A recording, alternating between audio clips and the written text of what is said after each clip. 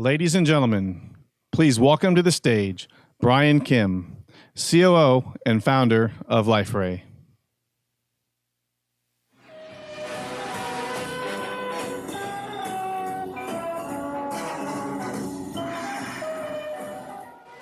Hey everybody, I have the pleasure of being able to moderate this panel discussion. So just before I start, just by a show of hands, I was curious, how many of you actually adopted Liferay back when our product was called Liferay Portal? Okay, a few of you. So I think a lot of you, maybe a few of you in the past, you built solutions on Liferay trying to address a very specific business need or problem. And you had that in mind. The topic for today is really going to be centered around customer experience. And I think one of the things that we're seeing and noticing is that companies are really trying to look at their point solutions more than just trying to address those needs or problems, but how they can actually improve on that customer experience. And I think some of the more aspirational companies are trying to take a look at all of their solutions, some of which may be built on Liferay, some of which may not, and trying to figure out how do they all together in concert build and work towards a cohesive customer experience strategy. So with that, I'd like to go ahead and welcome our esteemed panel of panelists. Please welcome them to the stage. Glorious, glorious, got a chance to start again. I was born for this, it's who I am. All right, so to start, let me just go ahead and introduce the panelists that we have here. So starting from my left here, we have Takeru Kumoto. He goes by Tak. He is the IT Principal Manager in charge of web and mobile development at Rockwell Collins. One of the interesting things about him is he's actually the president of the Latin Employee Resource Group over at Rockwell Collins. And you may not understand why, but he was actually raised in Mexico, so, but he is Japanese. Okay, next on my left, we have Perry Lombard. He is the senior architect at Genworth Financial, and he joins us from Virginia. And one interesting fact about him is that Genworth Financial actually has been using Liferay since 2007, and so he's been a very long time customer with a lot of history and knowledge. We have then David Gibbs. He is the manager of the partner portal operations and experiences at Hewlett-Packard Enterprise, and he joins us from the great Lone Star State of Texas.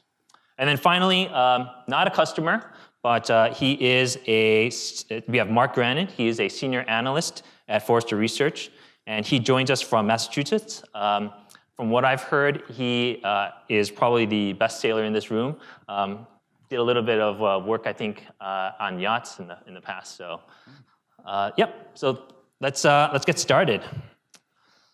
All right. The first question that I was going to ask is to you, Mark. So we've been telling an end-to-end customer lifecycle story with our product, but traditionally we've seen that different departments are responsible for different solutions within a company.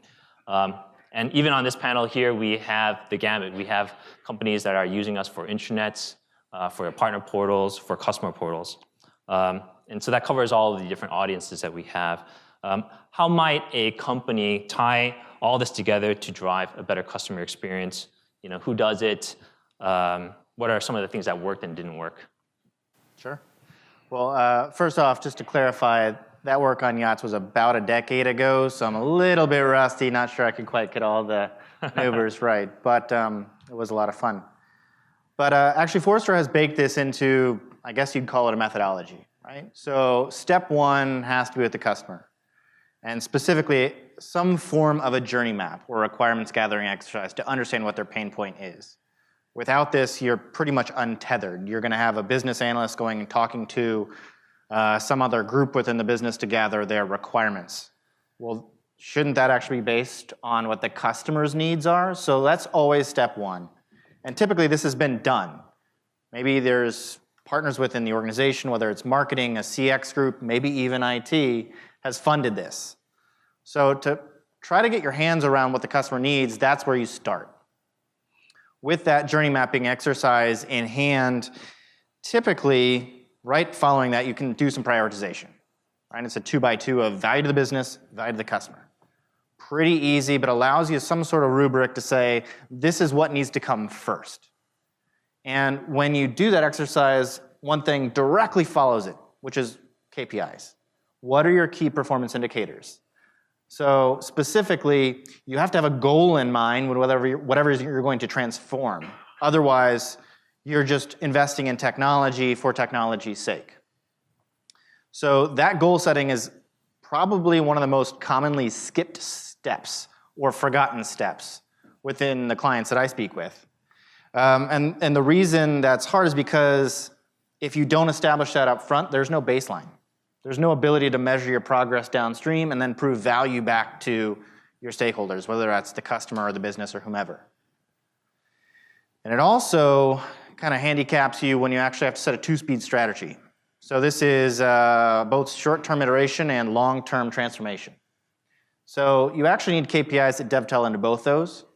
The first one, specifically around short-term iteration, is how can we pilot something low cost, low risk, lower risk, within a subsection of either a market or a business or even maybe a customer advisory board. Something where we can pilot a new activity, product, service, something that allows us to test and iterate. And then also, how do we have the longer term strategy that says, based on the success and failure of these little iterations, how are we going to maneuver our way towards this longer term transformation? And that is probably the digitization of our processes, so fully connected processes, and also stitch together views of data throughout those processes so we can actually understand how well things are improving or harming the customer's journey. And then we can measure that through things like retention and satisfaction and conversion. But both of them actually have to work in tandem, long-term and short-term. So, and then it's basically a rinse and repeat from there on. So you have to start with the customer, you have to move to a goal setting or KPI setting. There's a two-speed execution strategy, and then rinse and repeat. So long-winded answer, but I hope that gives a kind of Forrester point of view on where we start when it comes to customer-led or experience-led transformation. I mean, David, in your case, you've built a partner portal for your partners. You know, how have you taken sort of that customer experience in mind when you're working with when you're trying to build a solution that's really intended for the partner audience? So I think the key to our success has always been to take the outside-in perspective, because obviously at all of our companies, we've got internal resources that have their opinions on what should be on the site, what the experience should be like, what the navigation should be like. That's not really what the end user wants. So we have multiple panels that we have set up with our partners where we get their feedback on what they would like to see within the site itself, how they really would like to navigate. And we're actually going through our transformation right now of the upgrade to DXP. And as part of that, we're taking the opportunity to really simplify the current site. Reduce the number of layers, reduce the number of content or the amount of content that we have in the site, and then reduce the number of tools that we have in the site. We have over 150 what we call e-services, but they're tools that are accessed through single sign-on from the site. That's not the best user experience that we've determined. So we're taking the opportunity to continue to simplify things and have the user input along the way. So that's interesting, David. I mean, in that case, you are treating your partners like your customers. Is there, have you taken into mind how that then translates to a benefit to your partners' customers? Are those some of the conversations that you're having even internally? So we've gone through a lot of iterations with our partners where they have picked our brains on, you know, how they would want to present their own portals to their own customers. Mm-hmm. We've got a model right now that we're doing where we're in certain countries in EMEA and in Africa where we're having a master partner, which will actually be the sole distributor and reseller within those countries. And they're looking to our existing portal to really come up with some best practices on what they can use for their own channel. So I think we've kind of become able to share our best practices with our own channel, and that they can pass on to their own customers as well. Right. I mean, another way I would also follow that up is, have you heard of situations where because your partners have been able to work with your partner portal in a more efficient manner, or maybe because they understood certain promotions, that those benefits then passed on to their customers, and then their customers end up being happier as well? Like, do you have any anecdotes or stories that you've heard? You know, that's actually a really area that we've been talking about quite a bit, is really what happens after, past our own partner base. Because we do track that level of interaction with our site, how they navigate throughout our site, what they use the most. But I think that next level down, definitely we've started having those conversations. We don't have that level of insight yet, but definitely those are some of the things that we're looking at as we upgrade to DXP. Okay. Perry, it's argued that digital transformation helps to drive the customer experience. When thinking about how to digitally transform a company or improve the customer experience, in your case, you've implemented a intranet over at Genworth Financial. So, but intranets aren't probably something that comes immediately in mind for folks when they're thinking about the customer experience. So, how do you see your intranet improving your customers' experience? So we're actually on our third generation of our intranet, and it's time to actually step back and take a look at how we can rebuild it to take advantage of new features and functions. The expectation is that we need to do better at the governance piece. And then as we look at how do we transform from a newsletter style intranet landing page to something that is more meaningful to the end user, targeted content that's meaningful in not only the business but also into the functions that they manage throughout the organization.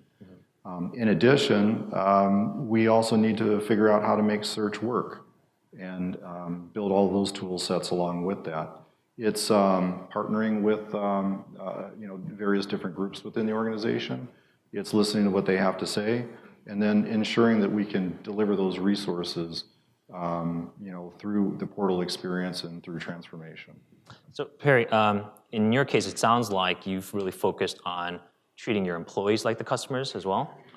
So similar question to David, have you figured out, or have you started to think about ways in which your intranet can then propagate or have downstream effects to an improved customer experience for your customers?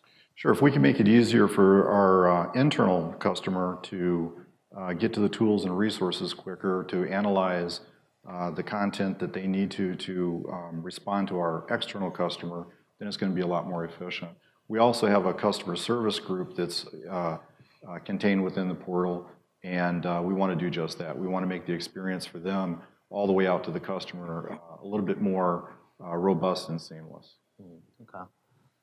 So Tak, it's I think you have a different type of challenge within your organization because you're using Liferay across many different solutions. So I believe you're using Liferay for both a customer portal, for a supplier portal, and I think maybe even intranet at some point. In your case, there will be people who immediately embrace what you're trying to do and where the vision is headed. Having different solutions mean interacting with a lot of different teams. Some have been around longer and have a harder time seeing that vision. So how do you start to change the mindset so that all these different departments and teams are working and headed to the same direction? Yeah, so similar to the things that we've heard from the keynote speakers, right? There's all of these different capabilities that we're bringing in right now. It's a time for big change, right? As we see different groups, we have to figure out how can we engage them a little bit better, and how do we make it so where the small successes can be kind of propagated towards the whole environment. I think one of the things that is really important is truly understanding what the problem is that you're trying to solve. So it's partnering with IT and the business, trying to really understand what is the problem that we're trying to solve, trying to, from an IT perspective, also be more business savvy, understand what the problem is, engage with them, and solve the problem with them. And as you do that, you become a better technologist, a better business person to solve the problem. And as you start seeing successes, even the naysayers at some point have to acknowledge that you are moving the needle forward, and celebrate every time that you have these successes, because I don't think we do that enough. And what ends up happening is there's all of this transformation that happens, and it kind of gets neglected because you didn't celebrate it. So it's important that you look at those kind of things and really look at how we succeed, celebrate it, and make sure that people see and acknowledge that, and everybody will jump on the bandwagon, right? So from that perspective, you have to get those successes. You have to pick your partners, right? So in some cases, even from an IT perspective, you have to decide which are the partners that are probably going to be more receptive to the change, make those successful, and then move on to the next different groups, right? So working with different teams, though, I mean, imagine that you would have different stakeholders that maybe have different priorities, different visions for what that customer experience should be like. What happens when the different stakeholders for these different teams that they just don't agree? Well, you're always going to have some disagreement, right? And I think in a lot of senses, from an IT perspective or business perspective, you have to kind of referee a little bit of it and say, technology can't solve all the problems. Business process, in some cases, has to change. So it's important that you get the groups together and kind of really show what the end vision is, right? To have a better customer experience, better end user experience in general, right? I don't think anybody will actually come and say, hey, no, that's not what we want. Right? So you have to start saying, hey, really, we have to focus is and working together to try to bring the most value to our end users, right? One thing that I can personally relate to is this idea of, we have, even within Liferay, many different solutions, all really geared towards solving a specific problem. So we have our support application, we have our customer portal, we have our partner portal, and all of them are intended to improve the experience for a specific audience, right? And I think it's been just really this past year that we've realized that we need to find ways to weave those different solutions together to give us a better insight into what our customers are doing, and to arm our reps or our support personnel with more information so that they can have more meaningful conversations with customers, therefore, hopefully improving that customer experience. In what ways are you guys thinking about similar aspects to that? Do you have somebody sort of leading the charge in your organization to think about how these different solutions all tie together towards a greater customer experience strategy? Can maybe take the first pass on this. So we not only are we upgrading within the partner portal organization to DXP, but we're also going through a fairly large transformation within the company where we're really simplifying our IT infrastructure. You have to remember, HP at one time was hundreds of thousands of people, and now we're less than 50,000. So our infrastructure and architecture does not match, the employee base and what we do as a company now. So doing some simplification with some consolidation of the ERP systems from 10 to 1. We're overhauling our master data systems. And with that said, we've taken the opportunity to really utilize Liferay to be the UI layer for some of the various tools that were in the past separate tools. So they were punch outs. One is order status visibility, so partners can easily see the status of their orders. A second one is the returns process, which is done through the partner portal through Liferay. So simplifying that process, being able to initiate that directly from an order. And then our pricing pieces. So our special pricing, that's just kind of the standard pricing that we offer to partners, as well as the special pricing that's done through deal registration through Salesforce. So we've been able to embed those tools directly into the portal. And I think that's been one of it will be, we haven't released the site yet, but I think the ability to really consolidate and consolidate the UI layers, I think will be a big win for both our company and our partners as well. Mark, I guess related to this, to my question, what are you seeing in companies nowadays? Like, who's really leading the charge in terms of trying to formulate that overall customer experience strategy? Yeah, well, it really depends on the company, the culture, and the industry. So I actually see a couple different things. So one, a progressive CIO can absolutely be a champion for change. Conversely, kind of that trusted operator CIO can be a bit of an anchor. So depending on how that plays out, you're going to have folks from a CMO step up, and her budget is absolutely increasing faster than just about anybody else in the organization. New titles like Chief Data Officer, Chief Digital Officer, Chief Customer Officer are all possible options here because they can really now sit across all the kind of legacy functions, if you will, and be that voice right into the board level kind of conversation that says, this is what our customers need. This is where they're experiencing pain. This is what friction looks like in the process. They have to log in 6 different times. Or they dial into the support center, and that support agent has no idea what problem they've been experiencing.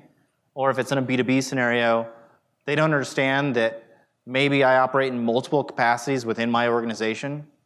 So I think there's a bunch of change happening. It really depends.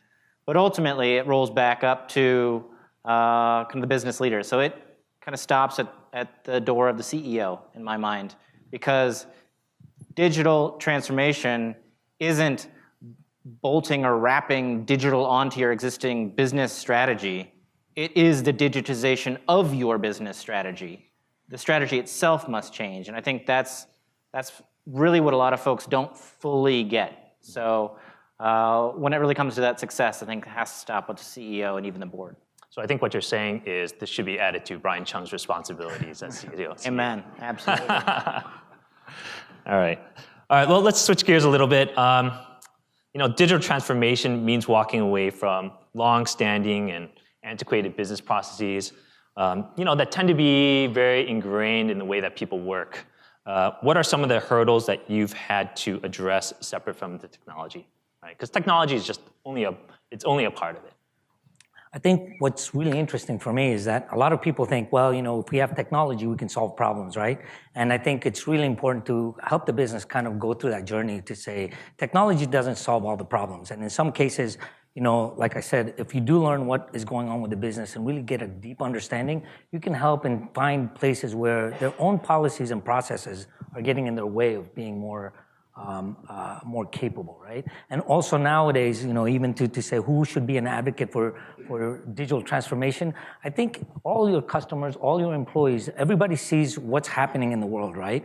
A lot of things that you see that you are able to do now on your mobile phone or you're able to do for different retailers, those are kind of experiences that you wish you had at work, right? So those kind of people are also the ones that are going to be advocates to try to bring those type of capabilities in to your organization. And I think, you have to figure out a way to kind of help them champion that advancement in technology. Yeah, I also think that to follow on to what Mark had to say, for us, a big hurdle is getting the recognition by our senior leadership of the culture change, the DNA of adopting the digital structure, the digital transformation, all the way down to our end user. And we don't do that today. While we have middle management and senior management that say they want to do it, we have no way to connect the dots all the way down. And that's something that we need to do as thought leaders within our organization to help us get to that level. And that's one of our biggest hurdles. Once we get there, I think we'll see a lot of it fall into place. Yeah, I mean, David, in your case, your partners, again, were kind of considered as your customers, and the HP Partner Portal required a change in the behavior. They probably were so accustomed to using the systems that you had in place for probably decades before. And so, obviously sometimes change and people get, can be sort of the enemy, perceived as an enemy of productivity. People can be apprehensive about changing the way that they work because they can kind of see it as a barrier to their own efficiency. So, what did you guys do to make sure that, your new partner portal was well received by your partners? So we've been through a lot of iterations. So rewind to 2015, we separated HP into HPI, HP Inc., and Hewlett Packard Enterprise. So that was our first challenge. We had to take one portal and separate it into two, and then maintain the original site. So right there, triple bubble. That's always fun. So I think the big piece was we had set up a structure within the site that we had received feedback from partners that worked. And it was the same partners, though, that were going to both companies, and some were overlapping. So we had that advantage right there to begin with. We had to rebrand the HPE site into the new look and feel. But then when I moved to HPE, and as we continued our kind of evolution there, gone through a lot of acquisitions, we've been through some divestitures, we've been through some spin mergers, so lots of change. But the one thing that we really, from a change management standpoint, is that we've used the portal as not only a way to transact and to get to the tools and the information that you need, but really a news center to really figure out what's going on with the company, get the news that you need with the transitions that are happening. And I think that the partners have really counted on coming to the portal to be able to find that information that they need related to the changes that are taking place within the overall company ecosystem.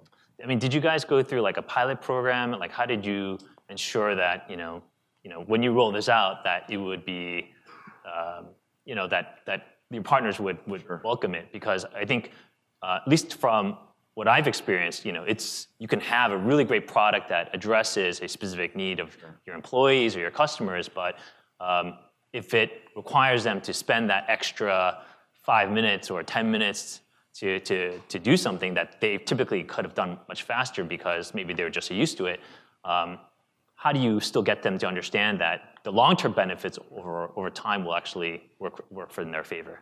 So I won't rewind to the site because it's been in play for quite some time, but we are, with part of the upgrade, as I said, we've taken the opportunity to simplify things, and we put together some very robust mock-ups and some designs that we have shared with lots of partners. In fact, just over the last couple of weeks, we've talked to 120 different users, actually over 120 different users, to really validate our new designs, determine if the new flow that we're following within the new site will work for them. And we're getting very positive feedback. We've gotten some suggestions that will be small enhancements that we can handle by the business to make changes later. But for the most part, we've received very, very positive feedback, which validates that we're following the right approach with partners along the way. The other thing that we really try to do, or we do, is we have ongoing surveys that we send out to partners every single quarter where we're asking them questions about how they navigate through the site, what the performance is like, the stability of the site, and then questions specifically about some of the tools that they use. Now, there's good and bad in that the portal sometimes gets dinged if some tool isn't working correctly, but it gives us an overall picture of the partner ecosystem and the health of the partner ecosystem. And for us, that really helps us make decisions about what to put in the new site. And we've been able to validate that through these partner forums. So I think getting surveys and feedback from partners is great. What have you guys done in terms of trying to take a more data-driven approach? Are you doing any sort of analytics on the usage of the site? So we have always had Omniture on the site. So we have always looked at site visits. We know who's using what. We know, what's being downloaded frequently. I think the overall navigation from a journey experience, how people are with the path that they follow, we're not there yet. That's somewhere we want to get. That's something that we want to do within DXP, and I think that's some of the things that we actually came to this conference to talk about, really to find out how we can really look at that end-to-end usage and better customize the way that we set our site up to really follow those pathways. Okay. Perry, how has the conversation around digital transformation and customer experience affected the way that you approach the development of future phases of your intranet? What initiatives connected to your intranet do you see as a natural next step to furthering that customer experience? So I think, again, stepping back and going through a governance process to make sure that we can manage the solution. We need to determine through that governance process how we can target data and content to our end users.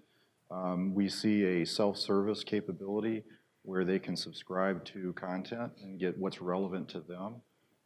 We see, we got to improve the way that search operates using that targeted content and self-service model, we should be able to help direct it. In addition, we've got to enable the tool set so that it's easier for people in an intranet. Publishing is key.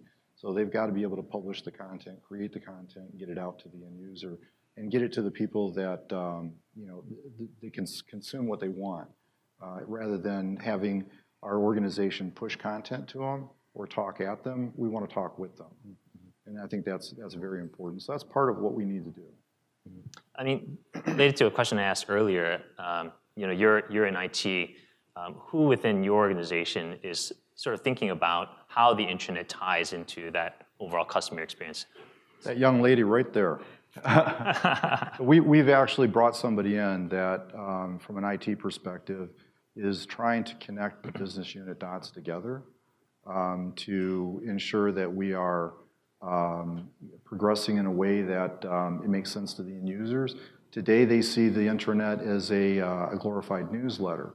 We don't think that that's the best way for them to consume the data. We're not really quite sure what the best way is, but we do know that we need to connect them so that their experience is more relevant at the time that they actually go in through the front door, and all the way consistent through all the different levels that we have, all the different groups and departments. Are there plans to bring some of the, employee productivity tools into your intranet? Absolutely. We want a linkage into our HR system, our ticketing systems. We've got various different systems that we'd like to integrate into the portal. I think that'd be an excellent next step. Mm-hmm. And who would carry that conversation forward? Would it be also? So I think it's a group of us. There's going to be a core group that's going to get together. Ultimately, some people from our marketing group or organizational communications, IT, a operational group, so that we can make those decisions and maybe deliver content, directly to,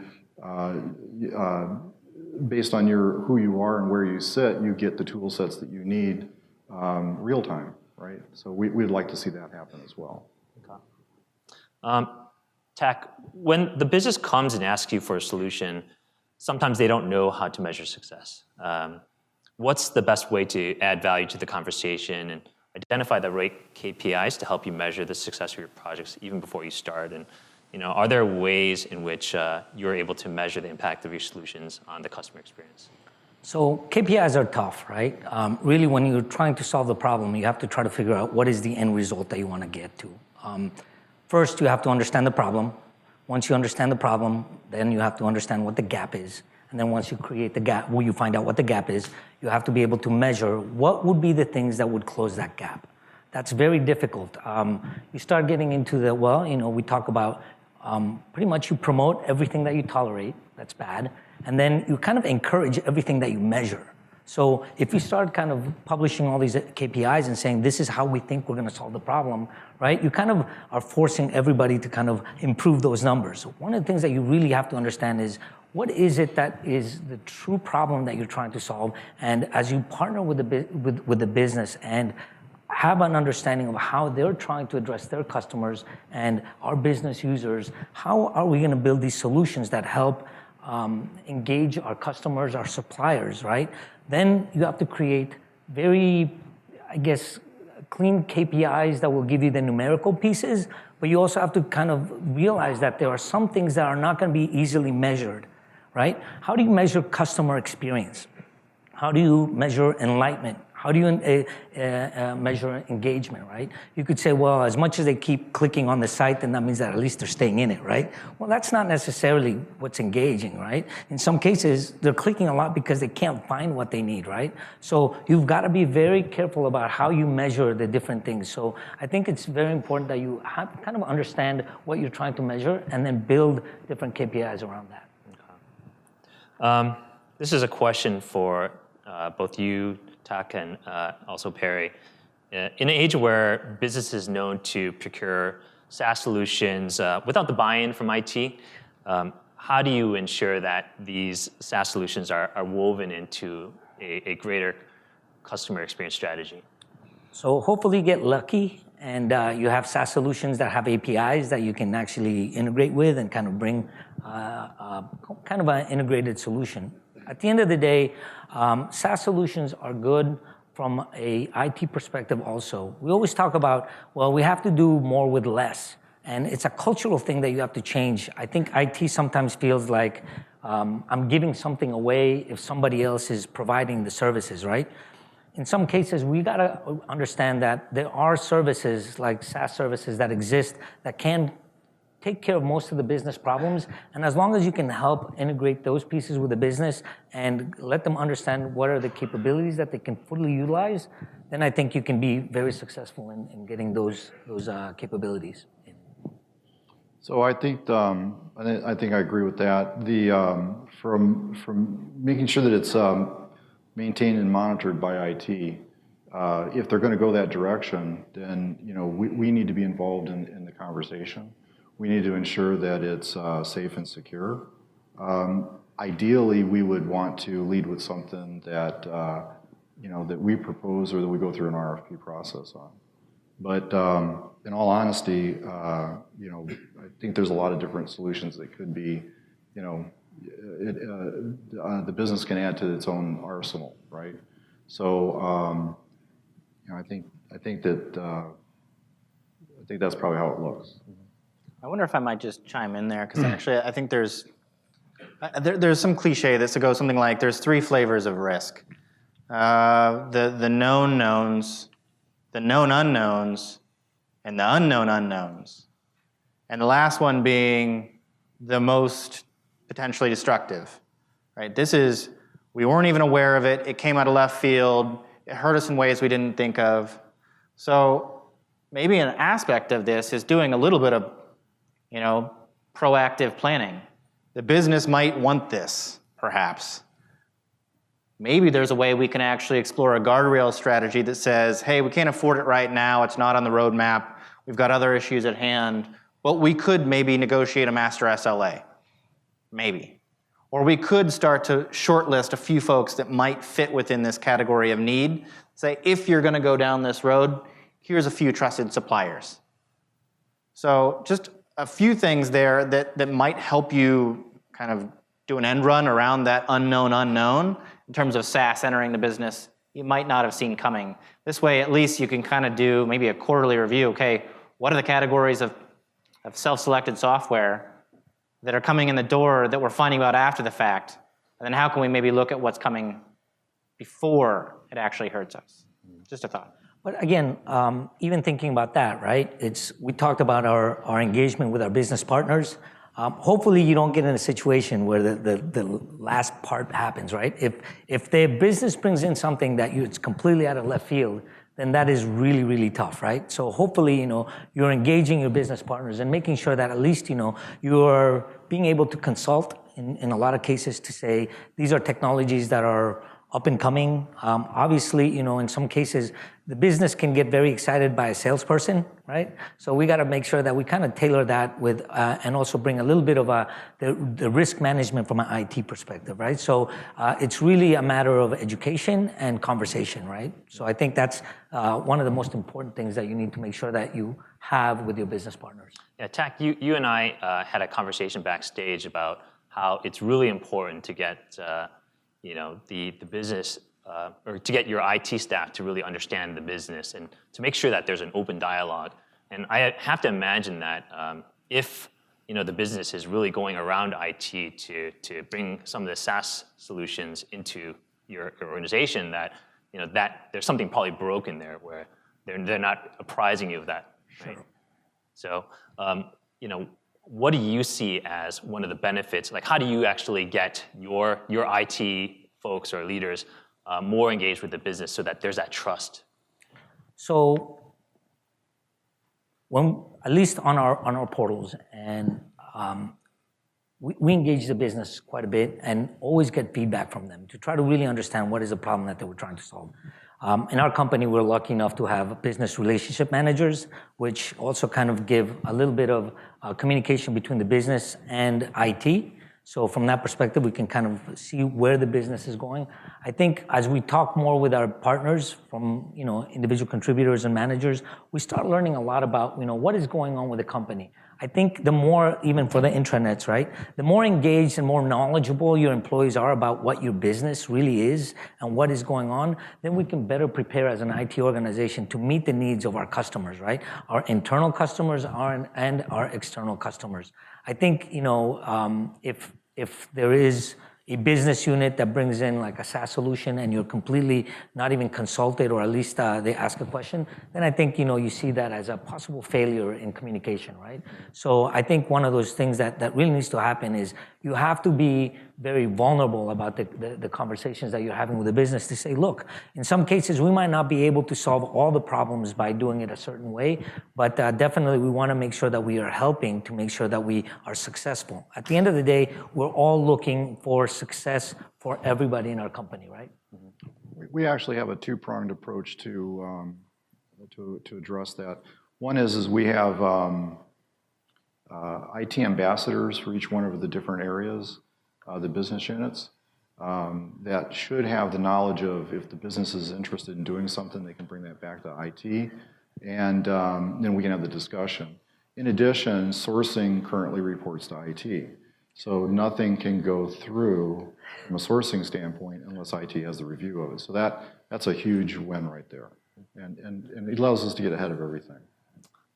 So I think that brings up the question for David, being more on the business side, how have you tackled when to bring in IT? How do you work to get everyone on the same page?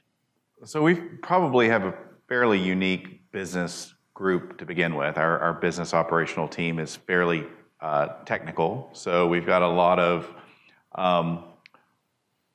technical people that sit within the organization, and one of the things we always try to avoid is let's not let these guys really run free and start putting a bunch of hacks in, because that's not going to be good in the long run. So really working with IT, and we have a very close relationship with IT to really ensure that we have a governance model set up, that we kind of have a two-in-the-box scenario where we have an architect specifically on the business side and an architect specifically on the IT side that work together to really prioritize the user stories, work together to really understand the impact on the performance or the stability of the site, and just in general determining the go-forward path and vision collectively. And I think that really works for us because we don't really operate one side versus the other. It's a very close collaboration, and it's worked really well for years now.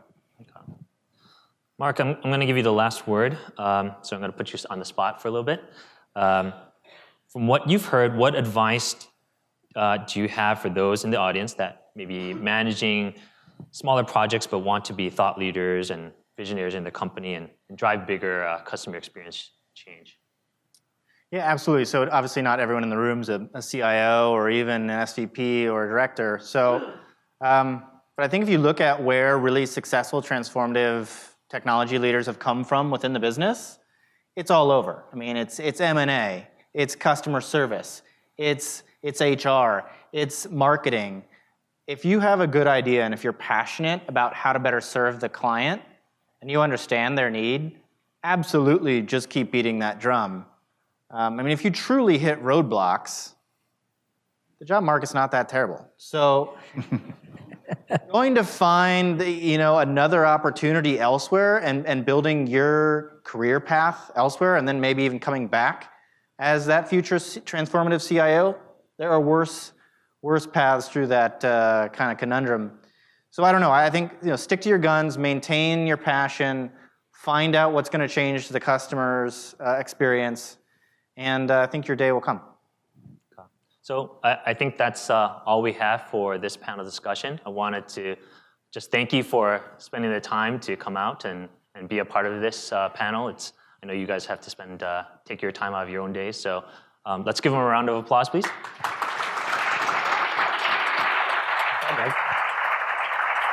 And these guys will be around for the rest of the conference. If you guys have more questions, if you'd like to pick their brains, maybe grab them over a beer or something like that, and feel free to just ask them any questions that you want. So thanks again for being a part of this panel. I think next is going to be lunch. So thanks everyone.